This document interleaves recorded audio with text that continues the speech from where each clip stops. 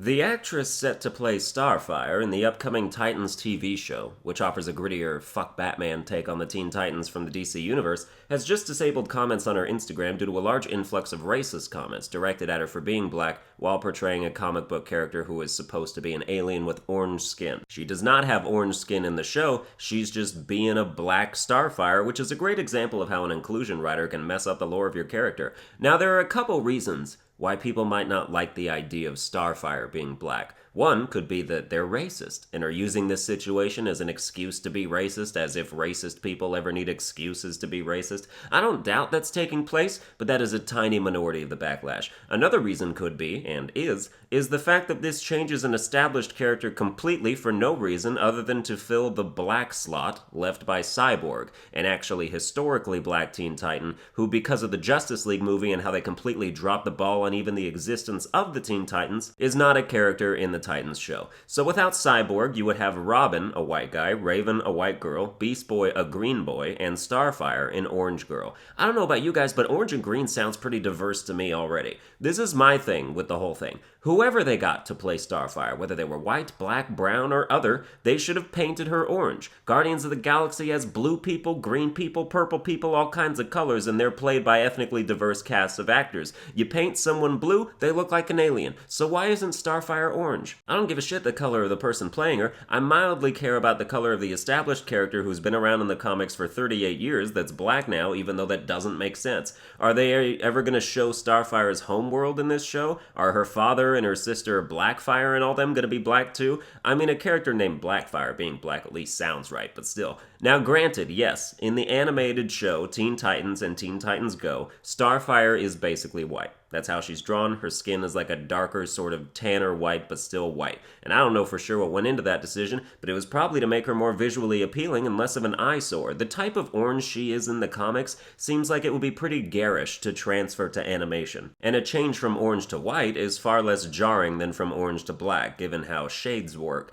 So to people who say nobody cared when they made Starfire white, but everyone cares when they make her black, I say you're right, because when they made her white, it was for a purpose that actually benefited the viewers, whereas making her black is just because they think one of the main characters has to be black. Which is so weird that having a black actress but painting her skin orange wouldn't have been good enough. Apparently representation and inclusion by itself doesn't cut it, because sure, you got a black actress as an ensemble lead, but if people don't immediately see her as black, what does it matter, right? Which means it's not about diversity. It's about public perception of diversity. It's about seeming like diversity. By the way, Beast Boy is being played by an Asian actor, and they painted him green like he's supposed to be. Just saying.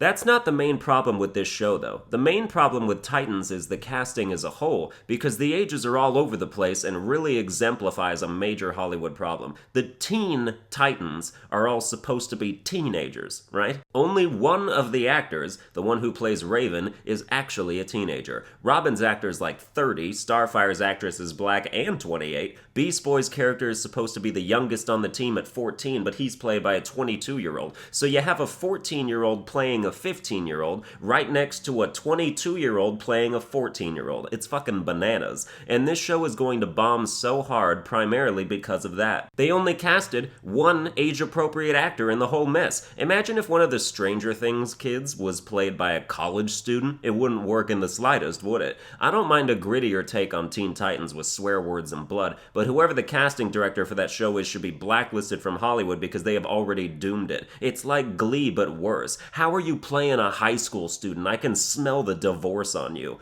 There should be a 5-year maximum age range for actors to play characters older or younger than them. If you're outside of it, don't audition. We don't believe you. So Pewdiepie is in trouble again, this time for tweeting a meme making fun of Demi Lovato's heroin addiction. As you may know, she was very recently rushed to the hospital for a suspected overdose, but is currently not dead, so I don't think this backlash should be half the size that it is. But so the cycle begins anew. Person makes offensive tweet, people bandwagon and pretend they'll take a bullet for a celebrity with a drug problem. We can't make fun of celebrities' drug problems now. Celebrities literally only have drug problems. Guess I can't make fun of TSA agents for being cranky either, even though it comes with the job. I don't think it's a very funny meme, but that has nothing to do with anything, because everyone who gets mad at it and mentions that it's a bad joke knows that that has nothing to do with why they don't like it. Bad jokes don't offend people. The intent behind them does. And the worse a joke is, the less of a mask it wears. If it was an amazing joke, the same people would still be mad. Stop saying it's bad to justify your hurt feelings and just own the fact that you have hurt feelings. Otherwise, shut the fuck up because you can't even admit to your own emotions if you're even smart enough to understand them. You may have heard comedians or philosophers say that tragedy plus comedy equals time, which basically means the further in the past a tragedy is,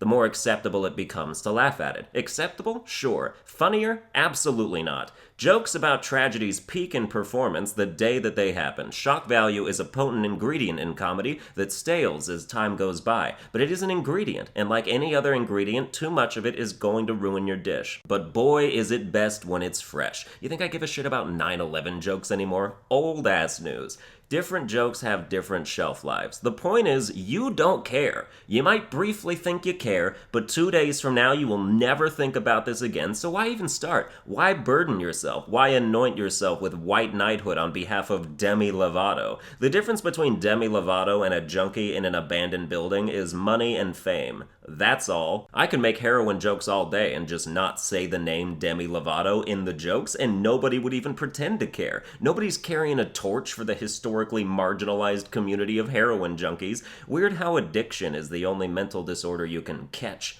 I can tell you I didn't get Asperger's from crystal meth. That's actually why I avoid people with Down syndrome. Who knows what they snorted to get that way, but I don't want anywhere near it. Some comedians will give you the "we need to laugh through the pain" line, but that's an altruistic mask to cover a selfish desire. Making jokes about Demi Lovato's overdose doesn't make anyone feel better about her overdose, it's just funny. And that's the only goal worth achieving. If you don't think it's funny, you're missing out, which is something I can say objectively, because allowing laughter into your heart at times when you'd otherwise keep it out is just factually better and healthier for you. Laughing makes you live longer and helps prevent cardiovascular difficulties later in life. That's a fact. Be your own preventative surgeon when you can, and stop killing yourself. It's not worth it. It's not worth shortening your life to get mad at people who are lengthening theirs. Well, that's gonna do it for this episode. I hope you enjoyed it. If you did, you can like, share, and subscribe, and I'll see you guys next time.